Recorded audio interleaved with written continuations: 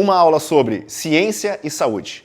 A conversa com o Orlando aqui foi excelente. Ele nos trouxe ótimos insights para que a gente não perca o caminho quando a gente lê um artigo, lê alguma coisa na revista e entenda que aquilo ali é realmente científico e vem de um bom estudo. E para isso ele nos alertou de algumas coisas. Primeiro, nos mostrou que nem todo estudo é igual. O segredo para não ser enganado está nos métodos utilizados. E aí ele trouxe alguns métodos bastante interessantes para a gente, como por exemplo, os melhores estudos, aqueles padrões ouro, são aqueles ensaios clínicos randomizados, os duplos cegos, que são aqueles que realmente fazem a evidência científica valer a pena da gente colocar isso em prática no nosso dia a dia.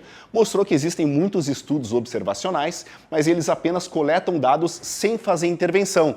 Então, é muito importante a gente entender que eles podem realmente identificar tendências, mas não comprovar uma causalidade no processo. E os melhores estudos de todos, talvez os padrões ouro, são aqueles que juntam tudo, as revisões sistemáticas e meta-análises que agregam vários dados de múltiplos estudos e elas feitas sempre com ensaios clínicos randomizados e duplos cegos. Esse sim é o melhor padrão, é o padrão ouro para que a gente tenha um bom artigo científico que a gente possa entender mais. E aí quando eu for ler aquele artigo é importante eu tomar alguns cuidados. O que ele passou para a gente? Primeiro, não focar só no resumo nem na introdução, é muito cuidado. Os resumos eles podem omitir algumas informações importantes, então é sempre muito importante ler todo o estudo científico. Aqui também a gente tem outro ponto importante, os métodos importam. Por que os métodos importam? A qualidade do estudo ele depende, obviamente, de como ele foi desenhado. Se foi randomizado, se foi cegado, se foi um estudo controle. Então é muito importante dar uma olhadinha também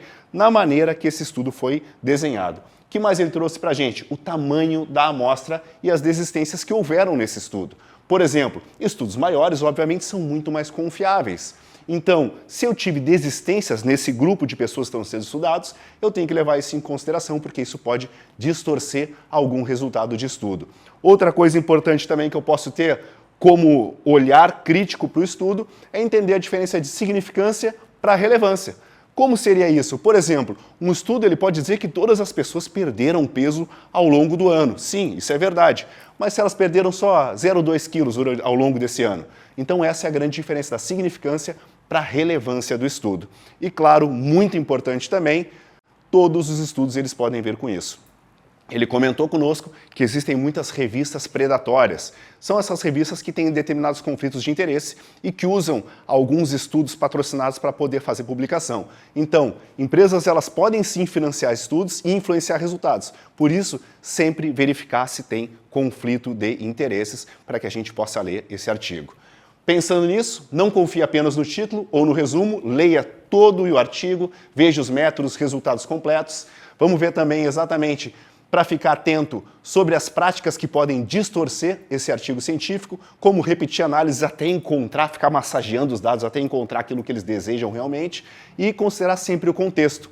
Um único estudo não é suficiente, busque sempre vários que entrem em consenso. Ah, eu li um estudo relativo a isso, tudo bem, vamos ver se não tem outros que falem o oposto ou outros que vão corroborar com o que o artigo está falando.